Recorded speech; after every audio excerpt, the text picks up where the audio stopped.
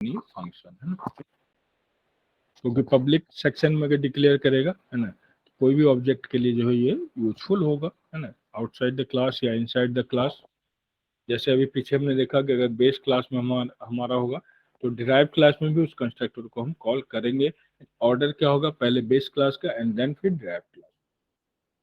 वही कह रहे हैं constructor is a special method है ना that is created when the object is created और defined. This particular method holds the same name as that of the object and it initializes the instance of the object whenever that object is created है ना। The constructor also usually holds the initialization of the different declared member variables of its object है ना, और भी जो हमारे member variables होंगे यानी डेटा मेंबर होगा तो उसको हम डिक्लेयर कर सकते हैं। Unlike some of another method the constructor does not return a value not even void, क्योंकि और अदर जो फंक्शंस होते हैं है ना वो कुछ ना कुछ रिटर्न वैल्यू जरूर करते हैं, लेकिन यहाँ पे unlike some of another methods या फंक्शन जो है ये नहीं करता है। When you create an object if you do not declare a constructor, the compiler would create one for your program. This is useful because it lets all other objects and functions of the program know that this object exists. ना constructor एक बार function declare करने के बाद है ना अगर कुछ miss भी हो जाता है तो ऑब्जेक्ट को इनिशियलाइज कराने में हेल्प करता है, क्योंकि ये इम्प्लिसिट फंक्शन है। This compiler created constructor is called the default constructor. अगर ऐसा होता है तो उसको हम बोलेंगे डिफॉल्ट कंस्ट्रक्टर। और पीछे भी हमने पढ़ा था कि और फंक्शन की तरह ये भी डिफॉल्ट आर्गुमेंट भी लेता है, डिफॉल्ट कंस्ट्रक्टर भी होता है। If you want to declare your own constructor, then simply add a method with the same name as that the object in the public section of the object. When you declare an instance of an object, and physically जब आप object को declare करते हो, whether you see the object or not, a constructor for the object is created and signals itself, है ना, automatically भी इसको हम क्रिएट कर सकते हैं। अब यहाँ पे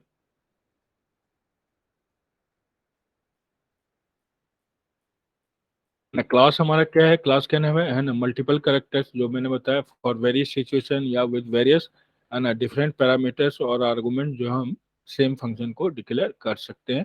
और जैसा यहाँ पे डिक्लेरेशन होगा है ना उसी हिसाब से कॉल करेगा है ना वैल्यू को। तो उसको भी अभी देख लेते हैं कंस्ट्रक्टर। और इसको हम क्या कहेंगे, constructors overloading are used to increase the flexibility of the program है ना, ताकि कहीं एम्बिगिटी ना आए। अगर यहाँ पे हम देख रहे हैं है ना कि यहाँ पे 3 बार ओवर क्लास फंक्शन को जो है डिक्लेयर किया गया अलग अलग पैरामीटर के साथ। तो इसमें देखते हैं कि क्या डिफरेंस आएगा।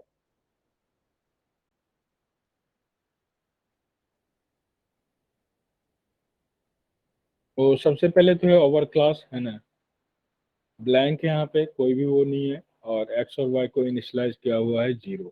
ठीक है, उसके बाद फिर ओवर क्लास इंट ए दिया हुआ है। ठीक है, यानी एक पैरामीटर यहाँ पे पास हुआ एक्स वाई और उसकी वैल्यू क्या है, एक है, सिंगल वैल्यू है। उसके बाद फिर ओवर क्लास को ही लिया गया है और इंट ए इंट बी यानी 2 वेरिएबल पास कराएंगे, दोनों की अलग अलग वैल्यू है। तो यहाँ पे जब मेन में हम देखेंगे तो आपको देख के ही पता चल जाए ओवर क्लास ए अगर को हम कॉल करेंगे तो ये इस फंक्शन को कॉल करेगा। ठीक है, अगर A1 में करेंगे तो एक वैल्यू डाली हुई है तो इसको करेगा एंड है ना, 2 वैल्यू डाली हुई है तो इस हिसाब से वैल्यू जो है वो है ना A1 और A2 यहाँ पे 3 डिफरेंट ऑब्जेक्ट्स के नेमिंग की हुई है और उसके लिए पैरामीटर भी उसी हिसाब से पास किया गया है ताकि कंपाइलर इजीली समझ सके कि किस फंक्शन को हमें कॉल करना है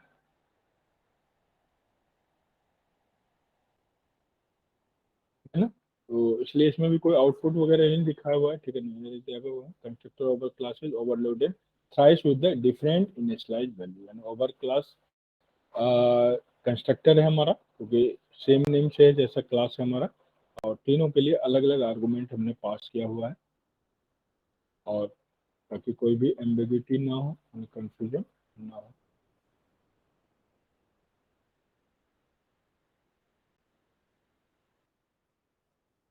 फिर है अब constructor with arguments.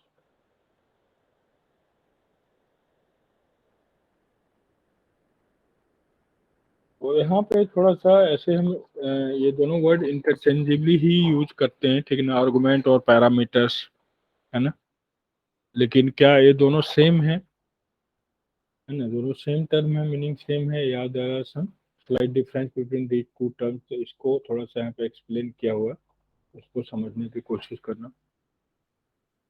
Parameter and arguments are sometimes and loosely used and interchangeably. in particular argument is sometimes used in place of parameter। In fact हम भी अभी बोल रहे हैं तो है ना, दोनों टर्म को यूज कर रहे हैं, लेकिन क्या बेसिक डिफरेंस होता है? अरे nevertheless there is a difference properly parameters appear in procedure definition and arguments appear in the procedure calls, है ना। जब हम अगर ध्यान हो सिग्नेचर को हमने डिफाइन किया था, है ना, तो पहले तो क्या किया हमने, पूरा डिफाइन किया उसको कि डेटा रिटर्न टाइप क्या है या डेटा टाइप क्या है, फिर उसके अंदर वेरिएबल क्या है, और जब अकॉर्डिंगली हम उसमें वैल्यू पास कराते हैं तब उसको हम बोलेंगे आर्गुमेंट, यानी जब प्रोसीजर को कॉल किया जाता है, ठीक है, जब डिफाइन किया जाता है तो वो कहलाएगा पैरामीटर, है ना, और जब उसमें हम वैल्यू पास कराएंगे तो वो होगा आर्गुमेंट। इसलिए हम इंटरचेंजेबली दोनों को ही यूज करते हैं।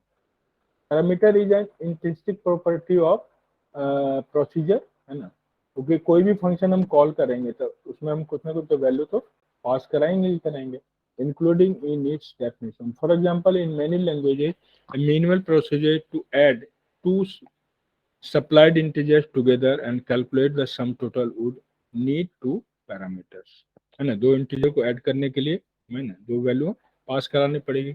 One for each expected integer, जैसा भी पीछे हमने देखा है ना कि एक बार तो हमने है ना ब्लैंक कुछ भी पास नहीं कराया, एक बार हमने दोनों को इनिशियलाइज किया एक वैल्यू से, और एक बार हमने दोनों के लिए डिफरेंट डिफरेंट वैल्यू पास कराएगा।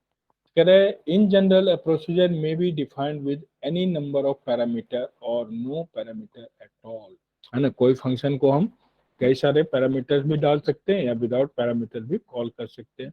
If a procedure has parameter, the part of its definition that specifies the parameter is called its parameter list, यानी कितने पैरामीटर हम उसमें पास करा रहे हैं।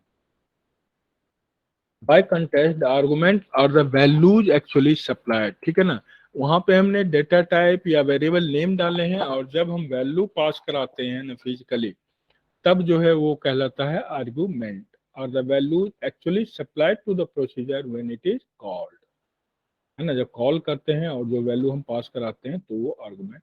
Unlike the parameters which form an unchanging part of the procedure, उसमें हम कोई चेंज नहीं कर सकते हैं, है ना, जो हमें रिक्वायरमेंट है फंक्शन को तो हम उसी हिसाब से डिफाइन करेंगे, लेकिन जब हम वैल्यू पास कराते हैं तो उसमें हम डिफरेंट डिफरेंट वैल्यू जो है पास करा सकते हैं।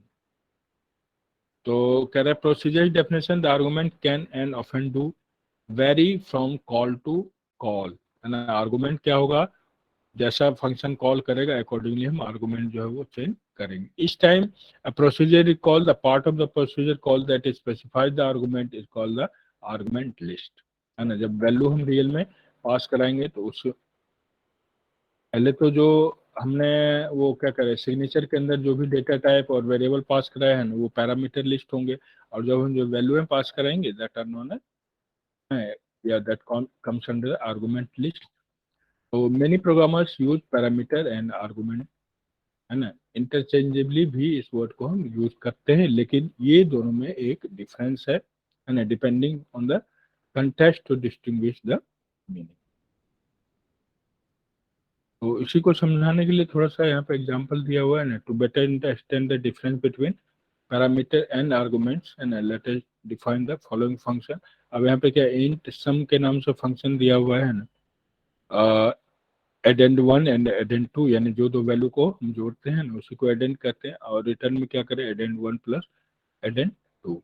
The function sum has two parameters, यानी इसके अंदर हमने दो वैल्यू पास करा name addend one and addend to.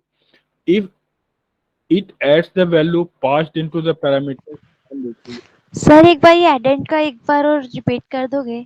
हाँ बिल्कुल रिपीट करेंगे। जी सर। अभी हम जो डिस्कस कर रहे हैं वो डिस्कस कर रहे हैं पैरामीटर एंड आर्गुमेंट पे, ठीक है।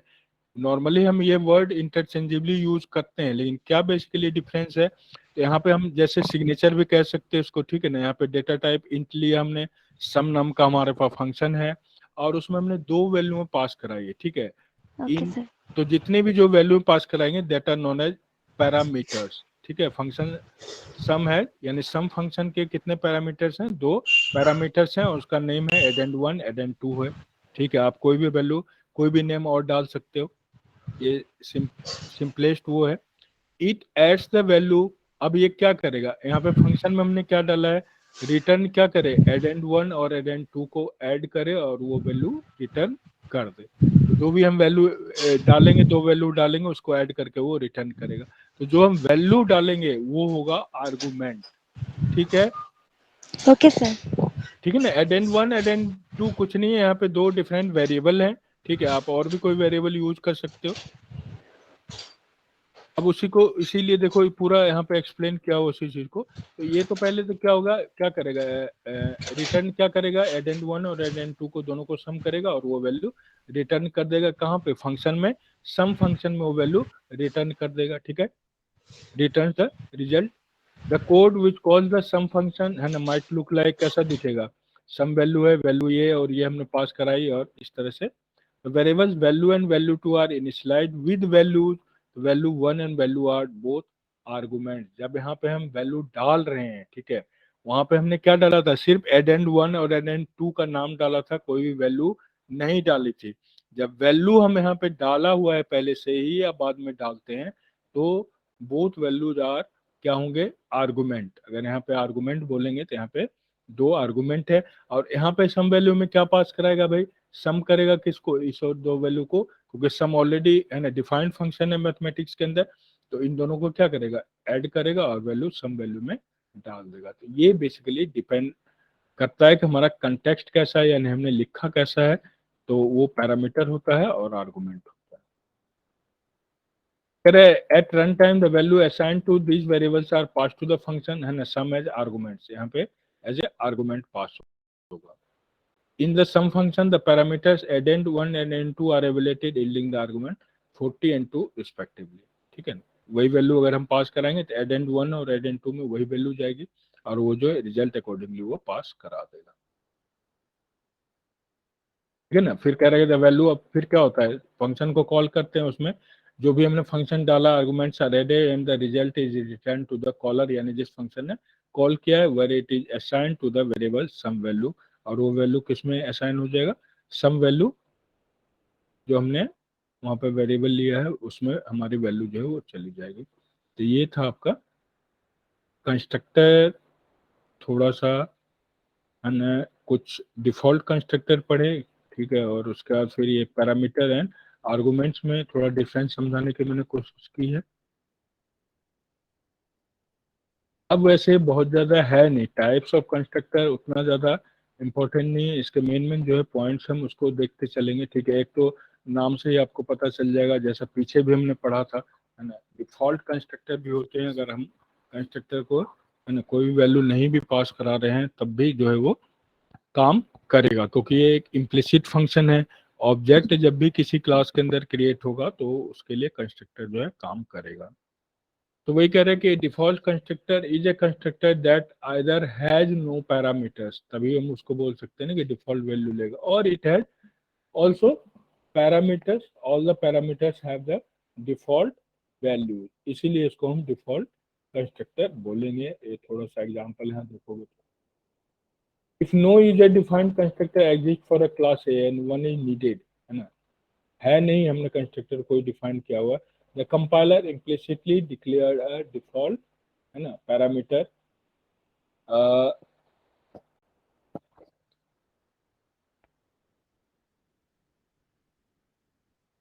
क्या है भैया लेस कंस्ट्रक्टर क्या दिया हुआ, ये तो वही क्लास के नाम से और यहाँ पे डिफॉल्ट है ना ब्लैंक ब्रैकेट दिया हुआ है इससे। The constructor is an inline member function, जैसे हमने पीछे पढ़ा था कि कंस्ट्रक्टर को है ना इनसाइड भी हम डिफाइन कर सकते हैं और आउटसाइड भी डिफाइन कर सकते हैं। तो यहाँ पे कंस्ट्रक्टर इज एन है ना inline member function of its class. Inline member function इसलिए सर ये कौन, ए से डिनोट डिनोट होता है कंस्ट्रक्टर। हाँ जी, ए से डिनोट होता है ये? नहीं नहीं, ए से नहीं डिनोट होता है। फिर सर? ये जो क्लास का हमारा नाम है, यहाँ पे इस क्लास में ए से ही डिनोट होगा, क्योंकि जो ओके। क्लास का नेम है वही सेम नेम हमारे फंक्शन का ही होगा, ठीक है। वी कांट ठीक। चेंज द नेम कंस्ट्रक्टर में, ठीक है। हाँ, आर्गुमेंट उसमें या पैरामीटर उसमें हम डिफरेंट डिफरेंट पास करा सकते हैं, ठीक है। जो पीछे अभी हमने देखा था ना, एक ओवर क्लास पे देखा था, एक बार सिर्फ उसकी वैल्यू 0 दी हुई थी, फिर दोनों वेरिएबल को डिक्लेयर करके ए दिया हुआ था, फिर X equal to A, Y equal to B दिया हुआ था। हाँ तो जी सर। तीनों कंस्ट्रक्टर के नेम क्लास नेम से ही होंगे, सबसे मेन थिंग यही है, ठीक है। जो भी हम क्लास, जिस क्लास को हम डिक्लेयर करेंगे, हमारा कंस्ट्रक्टर का भी नेम उसी नाम से ही होगा, ठीक है। ये बट चीज सर ये यहाँ पे दो बार ए दे रखा है, वो क्या सीन है इसमें? कहाँ पे? जैसे आपने अभी कंस्ट्रक्टर में पढ़ा अच्छा, है ये अभी। वाला, हाँ जी सर। ये पार्ट, हाँ यहाँ जी। पे ये तो ये स्कोप रिजोल्यूशन का यूज कर रहा है कि क्लास भी ये है। अब चूंकि हम जान रहे हैं कि कंस्ट्रक्टर का नेम सेम होगा जैसा कि क्लास है ना।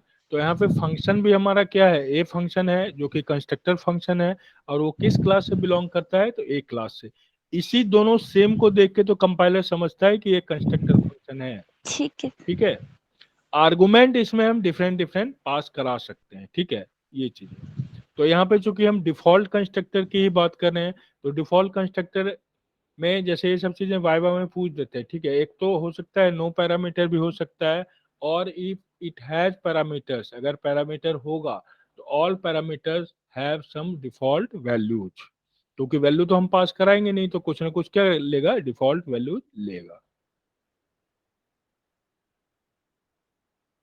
तो कह रहा है इसी को अब हाँ एक्सप्लेनेशन पे ही डायरेक्ट आ रहे हैं। Having a default constructor simply mean that an application can declare instances of the class। क्योंकि कंस्ट्रक्टर का यूज ही किस लिए है कि उस क्लास के अंदर कोई भी हम ऑब्जेक्ट क्रिएट करते हैं, ठीक है। Instance of the class means क्या, ऑब्जेक्ट को डिक्लेयर करते हैं, तो उसके लिए कंस्ट्रक्टर के, क्योंकि मैंने क्या बोला कि क्लास क्या है, एक वर्चुअल कॉन्सेप्ट है ना। क्लास तो खाली ही होगी अगर स्टूडेंट उसके अंदर नहीं होंगे, ऑब्जेक्ट अगर उसके अंदर नहीं होंगे, जो कि मेन इंस्टेंस है क्लास के, ठीक है ना। इसलिए ऑब्जेक्ट को इंस्टेंस बोला जाता है, उसी के सर लिए इसमें कंस्ट्रक्टर। ये A0B1 आ गया ना यहाँ पे? हाँ,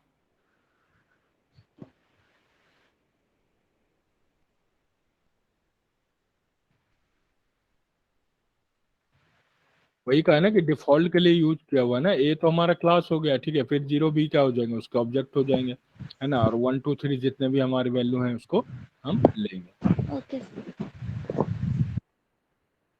कह रहे हैं कि कंपाइलर क्या करता है भाई, having default means that an application can declare instances of the class, है ना, ऑब्जेक्ट को डिक्लेयर करेगा। Compiler first implicitly defines the implicitly declared constructor of the base class and non-static data member of that class। Non static data member पे ज्यादा confuse नहीं होना है, यानी कि मेंबर फंक्शन है वो, ठीक है। नॉन स्टैटिक है, यानी कि स्टैटिक हम उसको डिक्लेयर नहीं कर रहे हैं। तो स्टैटिक अभी हमने पीछे देखा कि स्टैटिक हम उसके लिए यूज करते हैं जो कि एक बार क्लास में डिक्लेयर और इनिशियलाइज होता है, और पूरे उस क्लास में, ठीक है ना, जितने भी ऑब्जेक्ट क्रिएट होंगे उसके लिए इंडिविजुअली नहीं हम स्टैटिक डिक्लेयर करेंगे। तो वही कह रहा है कि non static of A class A before defining the implicitly declared constructor of A. No default constructor is created for a class that has any constant or reference type members, है ना। Direct जो object होगा उसी के लिए create होगा। कह रहे constructor of class A is trivial, है ना, जो कि इजिली डिफॉल्ट भी उसको कह सकते हैं। If all the following statements are true, क्या होना चाहिए, इट इज इम्प्लिसिटली डिफाइंड होना चाहिए, ठीक है ना, आउटसाइड से डिफाइन नहीं होना चाहिए। A has no virtual function, जो कि हर कंस्ट्रक्टर के पे ये इम्प्लीमेंटेबल है, ठीक है ना।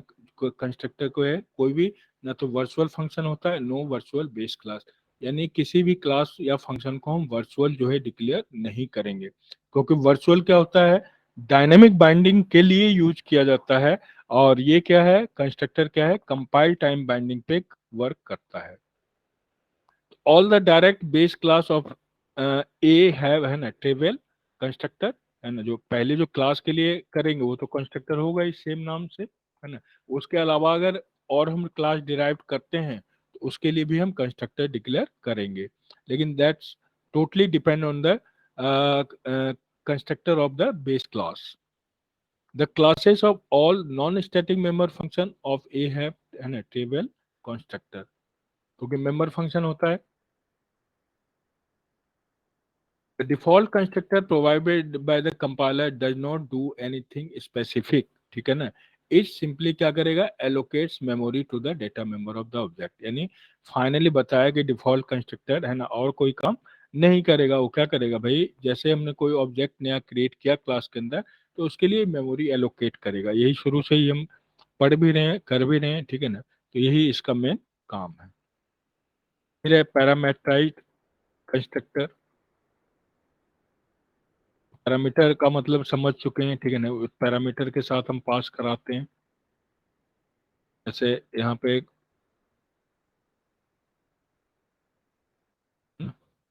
अर्थात यहाँ पे हमने पैरामीटर मीन्स ऐसे तो वैल्यू हम कुछ ना कुछ पास करा ही रहे हैं, लेकिन यहाँ पे दो डिफरेंट टाइप के डेटा टाइप हम साथ साथ में पास कराने, कैरेक्टर और इंट, तो इसलिए इसको बोलेंगे हम पैरामीट्राइज कंस्ट्रक्टर। और फिर यहाँ पे बाय यूजिंग स्कोप रेजुलेशन है ना, यहाँ पे भी देख सकते हो आप, है ना। इसी से तो कंपाइलर समझता है ना कि ये कंस्ट्रक्टर है, क्योंकि क्लास का भी नाम सेम है और फंक्शन का भी नाम सेम है विद आर्गुमेंट, ये जो है। तो पैरामीटर के साथ अगर कंस्ट्रक्टर को हम डिफाइन करते हैं तो उसको बोलेंगे हम पैरामीटराइज्ड कंस्ट्रक्टर, और कुछ विशेष इसमें नहीं है।